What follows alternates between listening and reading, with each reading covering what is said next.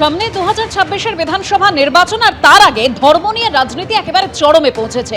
একদিকে যখন মমতা বন্দ্যোপাধ্যায় তিনি দুর্গাঙ্গনের ভিত্তিপ্রস্তর স্থাপন করলেন, অন্যদিকে ফের হুঙ্কার দিচ্ছেন হুমায়ুন কবির। তিনি বলছেন মমতা বন্দ্যোপাধ্যায় হিন্দু হিন্দু করলে আমিও মোল্লাদের নেতা সাজবো। ঠিক এ বিষয়ে কি বলেছেন কুণাল ঘোষ শোনাবো আপনাদের। কোনো অবস্থাতেই এই হিন্দু মুসলমান এই ধর্মীয় বিভাজনের মধ্যে দিয়ে বাংলার রাজনীতিটা তৃণমূল করে না, এটা উন্নয়নের রাজনীতি হয়। মুসলিম সম্প্রদায় তারা জানেন যে গোটা ভারতের মধ্যে সংহতি সম্প্রীতি সেটা বাংলায় আছে। ফলে এই ধরনের বিষ প্রচার সংখ্যা লঘুরাও এই হুমায়ুন কবিরকে পাত্তা দেবেন না, সংখ্যা গুরুরাও পাত্তা দেবেন না। বিজেপি দলীয় মুখপাত্রের মতো কথা বলছেন। বিজেপি যেগুলো চাইছে উনি সেগুলো মুখে বলছেন। আমরা তো বারবার বলছি বিজেপি এবার এরকম সব কিছু B team C team D team খুচরো পকেটে কিছু মুখোশধারী বিপ্লবী তৈরি করে কিছু ভোট ভাগের তাল করছে, ওসব হবে না। বাংলার মানুষ জানেন বিজেপিকে হারাতে গেলে ভোট দিতে হবে মমতা বন্দ্যোপাধ্যায়কে বা মমতা বন্দ্যোপাধ্যায়ের প্রার্থীদের। হুমায়ুন কবির তিনি হুঙ্কার দিয়েছেন, তিনি বলছেন মমতা বন্দ্যোপাধ্যায় হিন্দু হিন্দু করলে আমিও মোল্লাদের নেতা সাজবো। এবং তিনি আরো বলছেন দুর্গাঙ্গন সরকারি টাকায় তৈরি হচ্ছে, জগন্নাথ মন্দির তৈরি হয়েছে সরকারি টাকায়, দুর্গাপুজোয় সরকারি টাকায় 1 লাখ অনুদান দেওয়া হয়। এবং তিনি যেটা দাবি করছেন যে আমি হিন্দু মুসলিমদের সঙ্গে নিয়ে 100 সিট জিতে দেখাবো, শুভেন্দু অধিকারী বা মমতা বন্দ্যোপাধ্যায়কে আমাকে সমর্থন করতে হবে। হুঙ্কার ভরতপুরের বিধায়ক হুমায়ুন কবিরের। আমাদের সঙ্গে এই মুহূর্তে টেলিফোন লাইনে রয়েছেন বিজেপি সাংসদ সুকান্ত মজুমদার। সুকান্ত দা, হুমায়ুন কবির তিনি হুঙ্কার দিয়ে বলছেন যে মমতা বন্দ্যোপাধ্যায় যদি হিন্দু হিন্দু করেন তাহলে আমিও মোল্লাদের নেতা সাজবো। এবং তিনি এও বলছেন যে আমি একেবারে হিন্দু মুসলিমদের সঙ্গে নিয়ে 100 সিট জিতে দেখাবো, যেখানে মমতা বন্দ্যোপাধ্যায় এবং শুভেন্দু অধিকারীকে আমাকে সমর্থন করতে হবে। দেখুন, হুমায়ুন কবির সাহেব বড় বড় কথা বলছেন, কিন্তু বাংলা সংস্কৃতির সাথে মা দুর্গা অঙ্গাঙ্গিভাবে জড়িত, ঠিক যেরকম আরবের সংস্কৃতির সাথে ইসলাম জড়িত। এবার বক্তব্য হচ্ছে বিজেপি স্ট্যান্ড কি? বিজেপি স্ট্যান্ড পরিষ্কার, বিজেপি সরকারি টাকায় মন্দির করার পক্ষে নয়। বিজেপি সরকার কেন্দ্রে আছে, সেই অবস্থায় উত্তরপ্রদেশের অযোধ্যাতে অত বড় রাম মন্দির তৈরি হয়েছে, প্রত্যেকটি টাকা জনগণের কাছ থেকে এসছে, সরকারি সাহায্য কেউ চায়ও নি, সরকার দেয়ও নি। ভারতীয় জনতা পার্টি মনে করে যে সরকারের কাজ মন্দির মসজিদ দুটো থেকেই দূরে থাকা, দুটোর নির্মাণ থেকে দূরে থাকা। এই নির্মাণ করার কাজ হচ্ছে সমাজের কাজ। সমাজ মনে করলে মন্দির নির্মাণ করবে, সমাজ মনে করলে মসজিদ নির্মাণ করবে। সুকান্ত দা, একদিকে এসআইআর এর শুনানি প্রক্রিয়া চলছে এবং আজকে যা ছবি ধরা পড়লো দিনভর এক বিভিন্ন জায়গায় বিক্ষোভ দেখানো হয়। সি মুরুগান কমিশনের স্পেশাল রোল অবজারভার, তাকে ঘিরেও বিক্ষোভ দেখানো হয় এবং তার গাড়িতে হামলা চালানো হয়। মগরাহাটের ছবি আপনাদের সামনে রাখবো, যেখানে সি মুরুগানের গাড়িতে হামলা, ভাঙলো লক।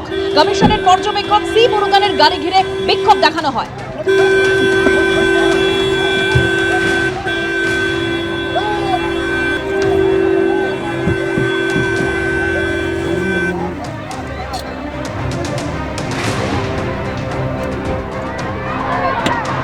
দুটো ছবি দেখতে পাচ্ছেন, একদিকে সি মুরুগানের গাড়িতে হামলা চালানো হয় আর অন্যদিকে মগরাহাটে হিয়ারিং সেন্টারে পর্যন্ত বিক্ষোভ দেখায় তৃণমূলের একাংশ।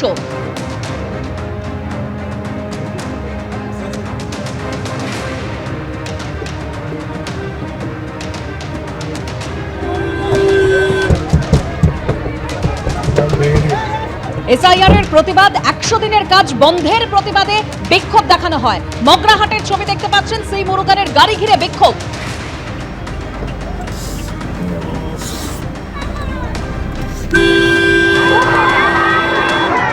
আমরা এসেছি এসআইআর এর উপরে মানে প্রতিবাদ করতে এবং আবাস যোজনার যে সমস্ত যে কাজ বন্ধ দিয়েছে তার প্রতিবাদের জন্য আমরা আজকে এখানে আমরা ইলেকশন কমিশনার চাই না, চাই না বাংলায় ইলেকশন কমিশনার চাই না, চাই না।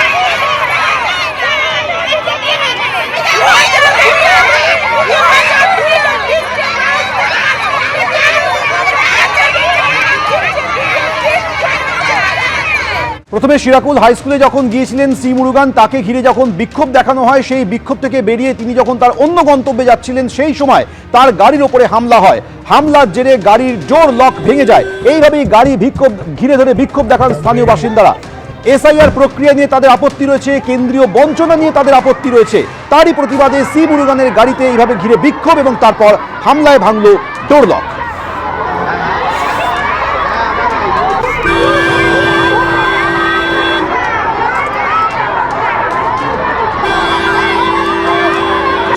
আমি আমার কাজটা করে ছাড়বো, আমি আমার কাজটা করে এখান থেকে যাবো। স্যার আপনি আপনার নিরাপত্তার অভাব করছেন কোনো পাইলট কার নেই?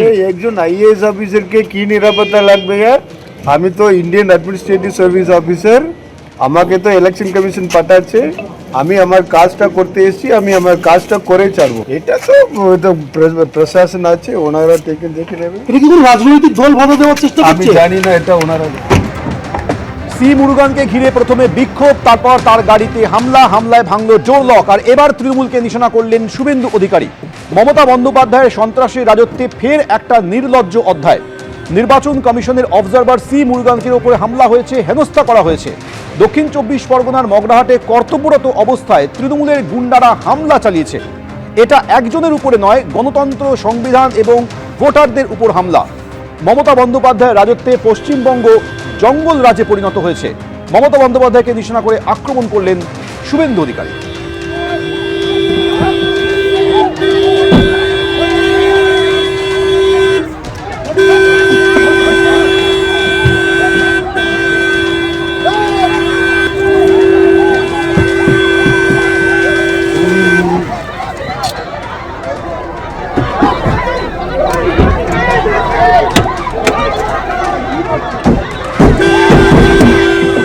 যে ছবি আপনারা দেখলেন, মগরাহাটে মুরগানের গাড়িতে যে বিক্ষোভ দেখানো হয় তা নিয়ে সওয়াল করেছেন পার্থ ভৌমিক।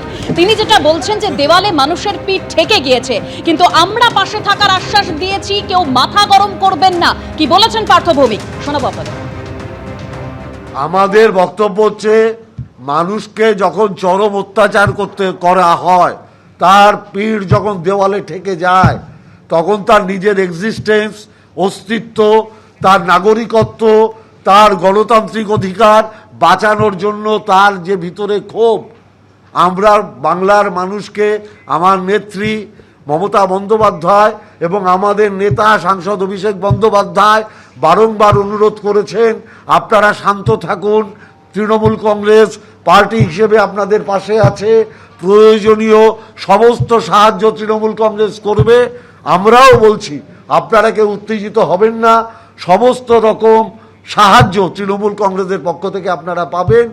যদি কারোর মাথা গরম হয়ে উত্তেজক কিছু করে থাকে, নিশ্চিতভাবে মানুষের সাথে আমাদের দলের নেতারা কথা বলবেন, কারণ বিক্ষোভটা পার্টি করেনি, বিক্ষোভটা সাধারণ মানুষ করেছে। এদিকে এসআইআর নিয়ে ফের নির্বাচন কমিশনকে আক্রমণ করলেন মুখ্যমন্ত্রী মমতা বন্দ্যোপাধ্যায়। তিনি বলছেন, ধৈর্য ধরছি, সহ্য করছি, কিন্তু সহ্যের একটা সীমা থাকে।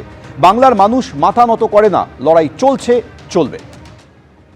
মনে রাখবেন, সহ্য করছি, ধৈর্য ধরছি, সহ্যেরও একটা লিমিট থাকে।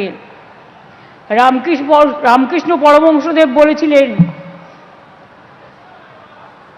একটা সাপ তাকে গিয়ে বলেছিল, আপনি তো আমাকে কামড়াতে বারণ করেন, আমি কাউকে কামড়াই না, কিন্তু আমাকে সবাই খুব মারে জানেন, আমার খুব কষ্ট হয়। রামকৃষ্ণ পরমহংসদেব বললেন, আমি তোমায় মারতে বারণ করেছি, আমি তোমাদের তো ফোঁস করতে বারণ করিনি। ফোঁস কিন্তু থাকবে, জেনে রেখে দিন। বাংলার মাটি মাথা নত করে না, প্রত্যেকটা মানুষের গণতান্ত্রিক অধিকার যেন রক্ষিত হয়, এর জন্য লড়াই চলছে এবং চলবে। এবিপি আনন্দ, এগিয়ে থাকে, এগিয়ে রাখে।